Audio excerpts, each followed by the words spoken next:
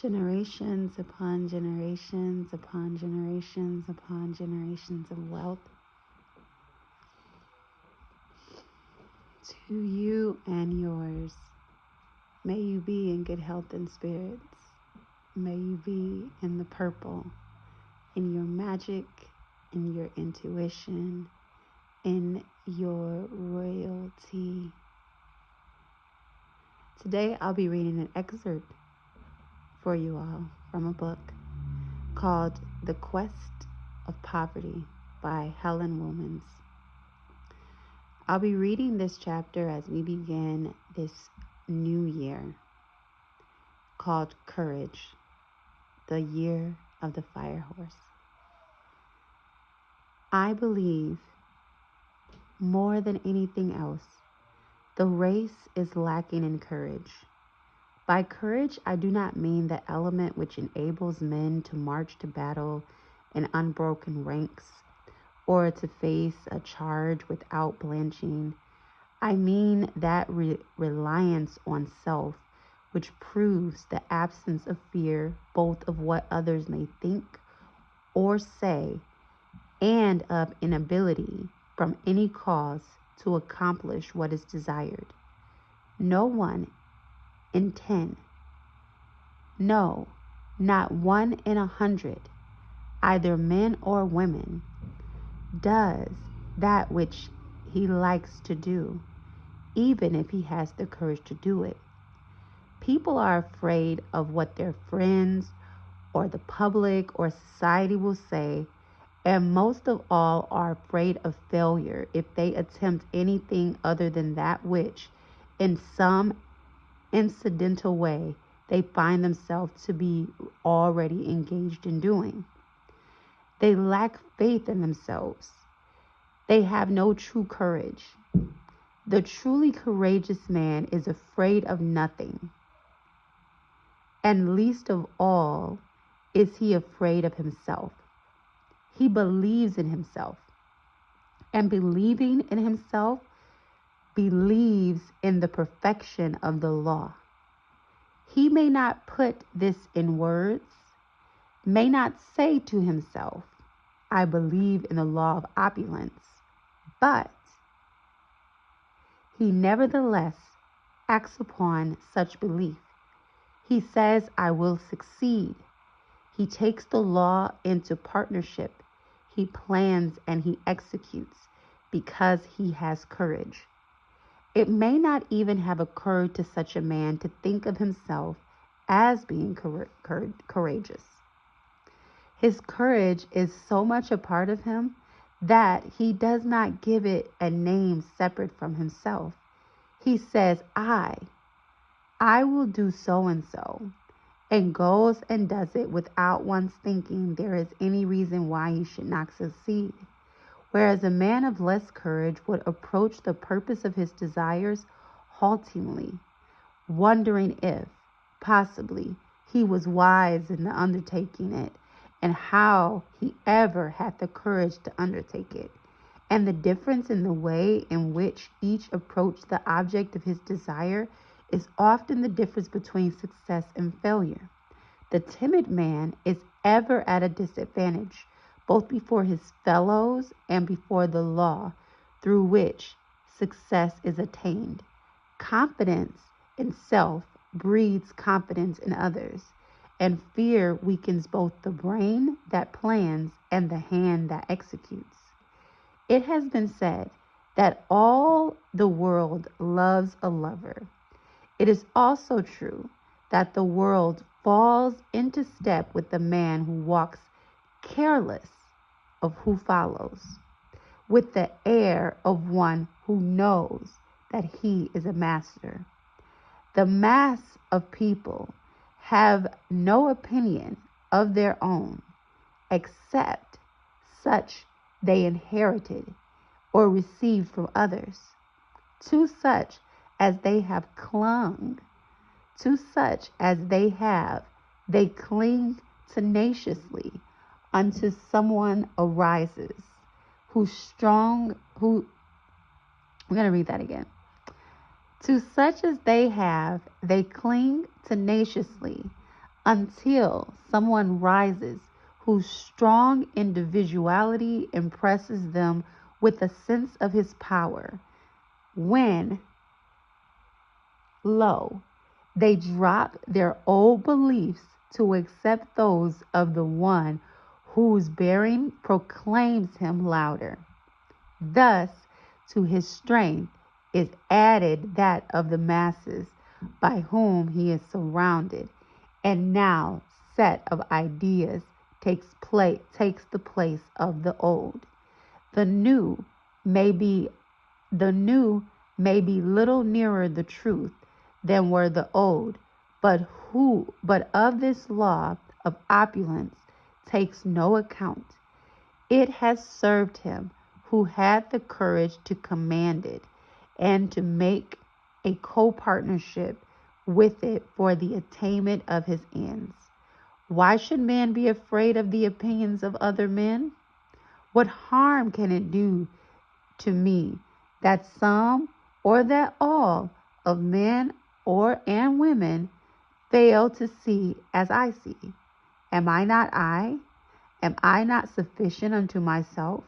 Why should the fact that others do not believe as I believe or think as I think distress me or constrain me to believe with them? A skilled performer upon the piano or of the stringed instrument will receive an applause from the audience. But whoever heard of an audience applauding a music box? It is genius that commands respect, not mechanical execution unaccompanied by personality, but even genius without courage is valueless to the possessor, for the distrusting itself, it makes no use of itself, fails to accept the tender of co-partnership made to it by the law, and so fails to accomplish its desires. The world is full of geniuses, of men and women who would be really great if only they were not afraid to be themselves.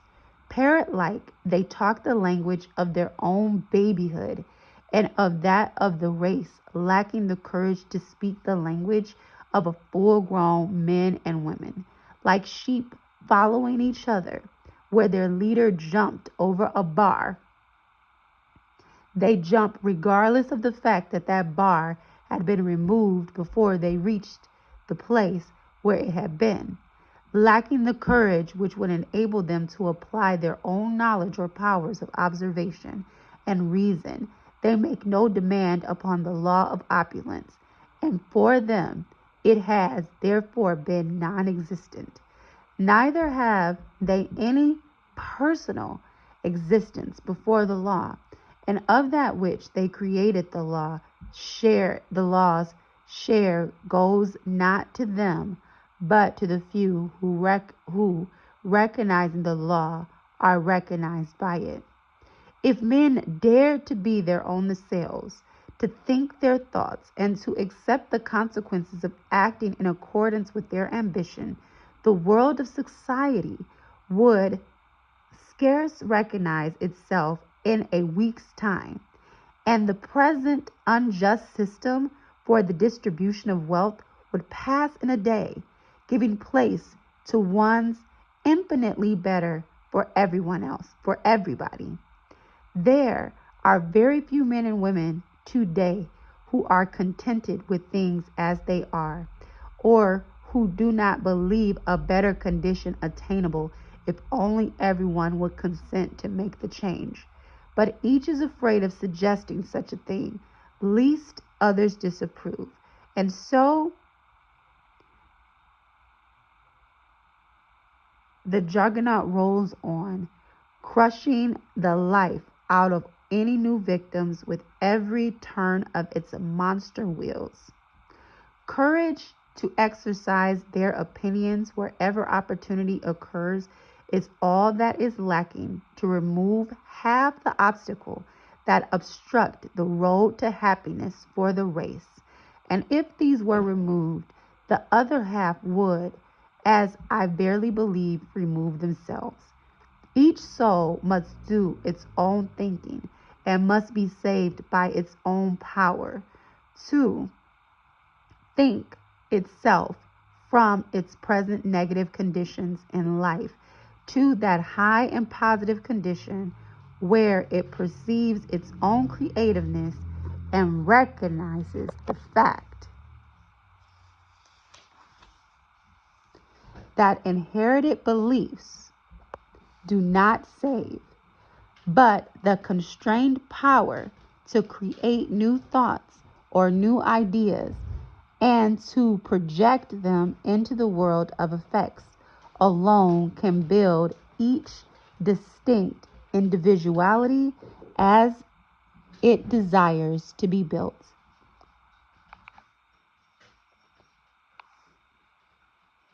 Doubt is a giant. With his club, he pulverizes things and dissolving them to their original elements. But in all his dissolving, he has never dissolved faith. Faith is the soul of all life, that mighty but intangible growth, principled still, stretching unseen tentacles upward and taking hold of all that lies above the ordinary life plane. Not only takes hold of things above, but lifting up things below. It is the vine in human lives that climbs and climbs. Think how long Jack's wonderful beanstalk has been considered a fable, but it is the truth of all truths. It illustrates the faith of a world that grew and grew until someone brave enough to climb its dizzying heights went up and slew the dragon, doubt, and redeemed the race forever from the paralyzing influences by making the impossible possible to every one of us. There is nothing that ever says no to man but himself. When he hears the word no spoken in opposition to his will, if he does but listen carefully, he will find that it was but the non-recognition of the I will say that again. When he hears the word no spoken in opposition to his will, if he does but listen carefully, he will find that it was but the non-recognition of the intellect that spoke. In any and every enterprise, the royal will ask for nothing but the brain's consent. To know this is to pass from the minor to the major chords of life. The gradually approaching knowledge of its even now sending a strong impulse through all the avenues of life. The people hear it and do not know what it is, but they are alert and listening. They are holding themselves in an attitude of intense expectancy. Something is coming. They are sure of it. They are ignorant of its character, and they will probably reject my suggestion that it is that they themselves on the way from dead conditions to living ones, and that it is the rush of their own strong opinions that is filling the world with the strange, strong undercurrent of power whose swelling volume is momentously increasing in strength. Thank you for listening. Thank you for your time. I'm sharing from the Prosperity Bible. Happy New Year to you all. Peace, love, and happiness.